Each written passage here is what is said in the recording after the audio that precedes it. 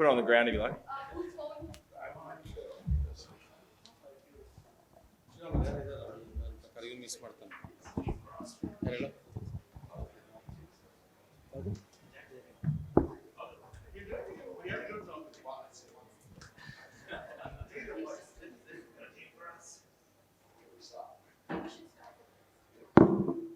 Thanks, everyone. There's a couple more coming, but tomorrow. Pat Cummins, Australian captain, to answer your questions. Who'd like to lose? Any changes for tomorrow, Pat, or will you stick with the winning formula? We'll announce the team tomorrow, but yeah, everyone's healthy, so dare say it'll be pretty similar side. It won for 9 for 125 against Sri Lanka. How pleased with you, especially led by yourself, at the response, following 2 games where it kind of got away from you following a big opening partnership?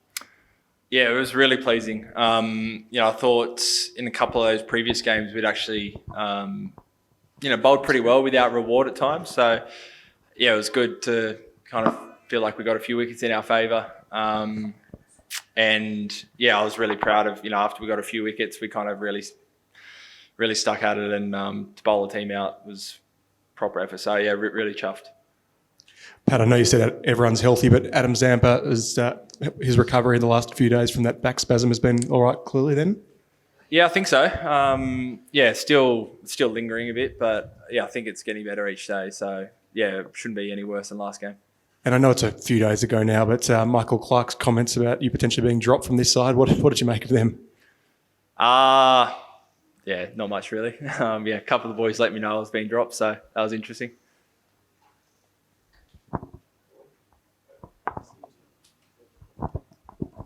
Pat, what do you expect of Pakistan? What do you make of their progress so far? What are the dangers in their team? It's quite a few really. They're a side that always seems to be right up there. Pretty well structured, I think, across. Some really good quick bowlers who can do some damage. Some spin bowlers that can bowl 20 of their overs plus. And then they've got I think Rizwan's the leading run scorer. Babar Azam's always good. A couple of other batters that have scored a lot of ODIs lately. So they're a really strong side, pretty much in all facets. Pat, the win against Sri Lanka aside, in a long tournament like this, do you keep ticking boxes along? Because there's always that talk of peaking at the right times. And if so, what boxes do you think you did tick against Sri Lanka? Yeah, we probably given up the right to peak up the right time by losing the first couple. But I think you're always chasing that perfect game. I think for most of last game we were really good. But yeah, there's always a couple of little areas. Yeah, again, they had a big partnership up front. Took us, 5 wickets down, I think, to knock over the title. So it was a really good game, but there's always little things you can look at. And sorry, just on that, Pat, how much of it came from you in the sense, in the early half, the first 25 overs, there was obvious frustration, the wicket wasn't coming. You shrugged your shoulders as well once. But then the drinks break, getting those first 2 wickets, so how much of that came from you? And did you just fire yourself up in that period? I don't know.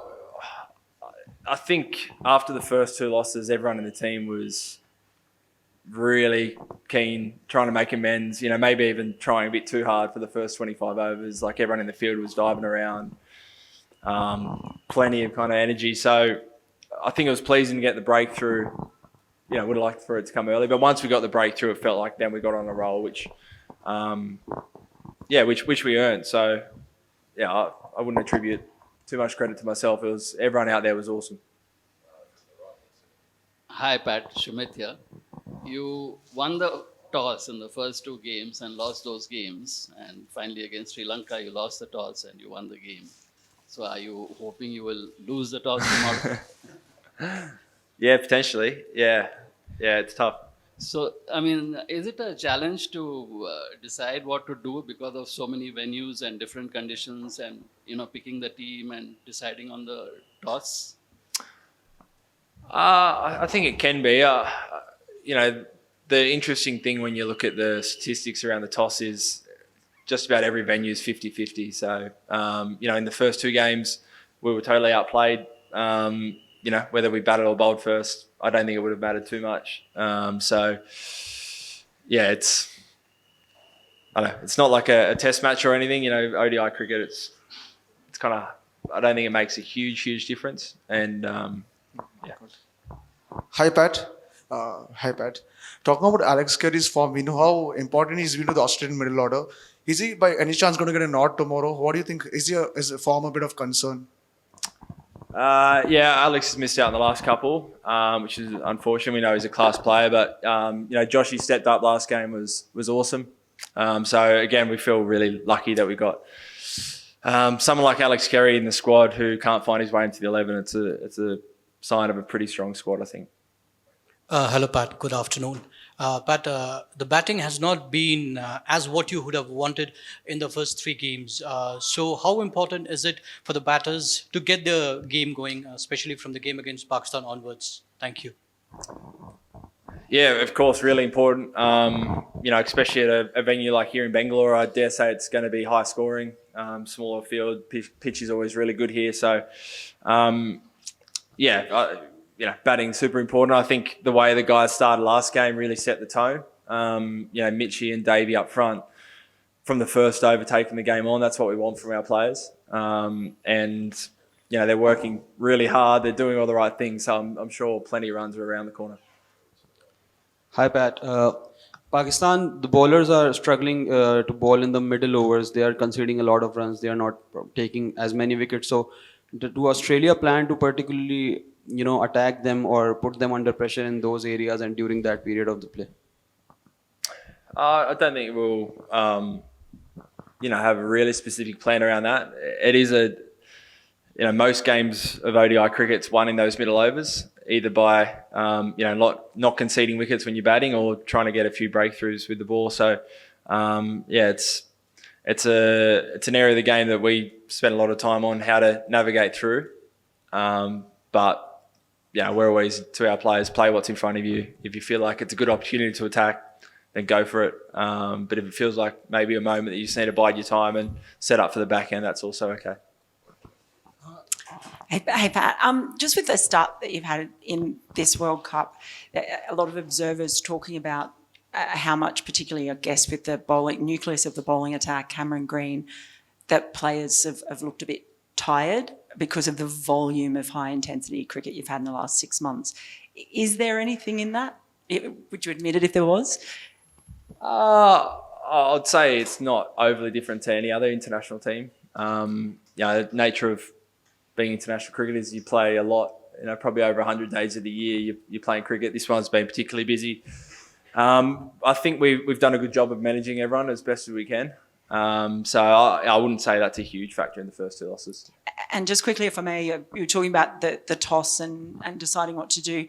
How important do you think, or how much of a factor is dew been in this tournament with the variation of it around the country, and how much do you investigate that when you're looking at games?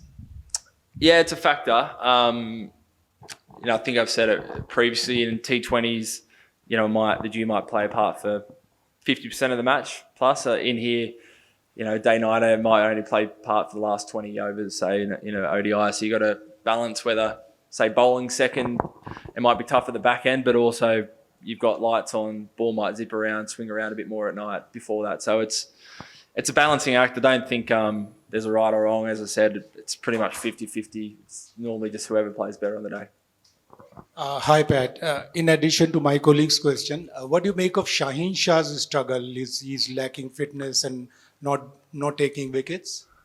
To be honest, I haven't been watching too much, so can't really comment on that. But he's always a good competitor. He's always a threat up front. So, we'll hopefully keep him quiet tomorrow. Yeah. Pat, see, some controversial statements have been made. Firstly, Mickey Arthur has made some controversial statement. Then we saw even Mohammad Rizwan, he made a controversial statement that he's supporting this victory is dedicated to Hamas. So do you think this all is required on the cricket field? because it's simply politicization. What's your view on this? I think I only got half of that. But yeah, I love seeing sports people seeing their personalities brought out as well. So yeah, no hugely strong thoughts either way. Pat, you addressed the middle overs a little while ago and how vital it is to like the result and all of that. As a bowler, and specifically in Indian conditions, how hard is it to sort of bowl through those overs? And do you sometimes sort of, risk giving away runs in order to pick up those wickets in that phase? Yeah, for sure. It's a delicate balance sometimes where they're trying to keep the run rate in check, try and go for 3 or 4 and over, or do you try and risk it to pick up those vital wickets? And I think you saw a bit of a shift in this last game. South Africa, we felt like we had them relatively under control, but we didn't get any wickets. Last game we were a little bit more aggressive, a few more bounces, and fortunately got us a breakthrough, and that's kind of where you get into the game. So I think it's always that delicate balance.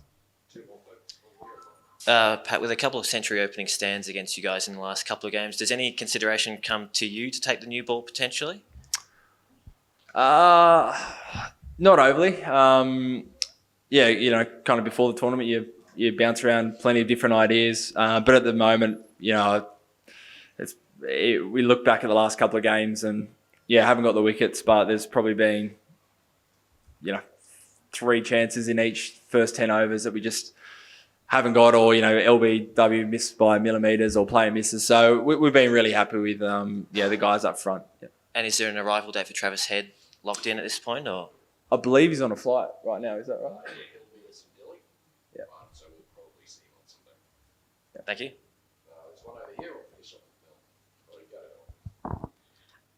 Pat, quite an extraordinary thing that the Australian Cricketers Association have decided to do in funding for the netballers in Australia. Can you talk a bit about your thoughts on that and why you've decided to do it? It's never been done before cross sports, really. Yeah, I can. Obviously the netballers are in a bit of a tricky situation at the moment. We're in a similar situation 6 or 7 years ago. And we got some support that really helped the players.